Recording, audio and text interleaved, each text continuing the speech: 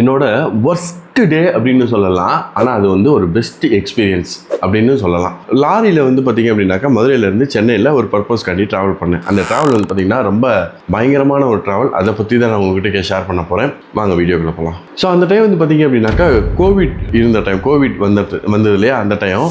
So ஆனால் வந்து ரிலாக்ஸேஷனோடு இருந்துச்சு. அதாவது சண்டே மட்டும்தான் லாக்டவுனு, நைட்டு 8 மணிக்கு மேலே தான் வெளியே போகக்கூடாது, அதுக்கு முன்னாடி கொஞ்சம் போய்க்கலாம் வந்துக்கலாம், அந்த மாதிரியான ஒரு ரிலாக்ஸேஷன் விட்டுருந்தாங்களே அந்த டைமு. எனக்கு வந்து கோவிட்னால வேலை போயிருந்துச்சு. ஸோ வேலை போயிருந்ததுனால வீட்டில் வந்து ஒரே ப்ரெஷர். சும்மா எதுக்கு சென்னையில் இருக்க வீட்டில் வாடகை கொடுத்துட்ருக்கேன், கிளம்பி வா அப்படின்னு சொல்லிட்டு ஒரே ப்ரெஷர். ஸோ தட் நான் என்ன பண்ணிட்டேன், சென்னையில் இருக்க வீடை காலி பண்ணலாம் அப்படின்னு முடிவு பண்ணிவிட்டு ஒரு லாரி ஆஃபீஸ்க்கு பேசி ஒரு லாரி ஒன்று பிடிச்சோம். அந்த லாரி டிரைவரு அன்றைக்கி தான் வந்து பார்த்திங்க அப்படின்னா நார்த்து சைட்லேருந்து ட்ரிப் எல்லாம் முடிச்சுட்டு மதுரைக்கு வந்திருக்காரு. மதுரையில் லோடு எடுத்து திரும்ப சென்னைக்கு போகிறார். ஸோ அவர் கூட சேர்ந்து அன்றைக்கி நைட்டு, வெள்ளிக்கிழமை நைட்டு கரெக்டாக லாரியில் ஏறி கிளம்பியாச்சு.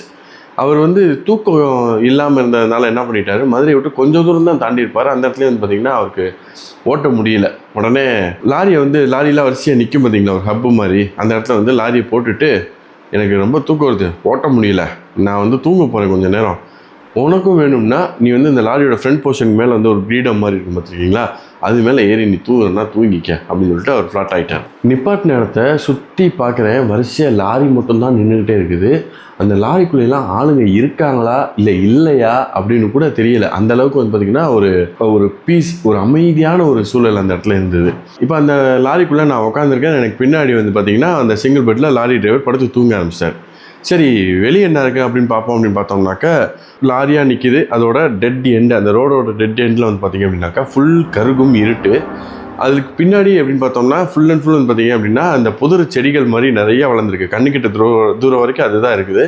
ஒரு சிங்கிள் பல்போ இல்லை ரோடு இருக்கிற மாதிரியோ ஏரியா இருக்கிற மாதிரியோ எதுவுமே தெரியல. அதுக்கு அங்கிட்டு ரொம்ப தூரத்தில் வந்து பார்த்திங்க அப்படின்னாக்கா ஒரு மலையோட ஷேடோ மட்டும் நமக்கு கண்ணுக்கு தெரியுது. இவ்வளோதான் அந்த இடத்துல தெரிய ஆரம்பிக்குது. திடீர்னு பார்த்தீங்கன்னா எனக்கு உண்மாத்திரம் வர மாதிரி இருந்தது. ஸோ தட் நான் அந்த இருட்டை பார்த்தேன் இல்லையா, அந்த சைடு வந்து நம்ம நடந்து போகலாம் அப்படின்னு சொல்லிட்டு லாரியை விட்டு இறங்கி கொஞ்சம் தூரம் நடக்க ஆரம்பிச்சிட்டேன்.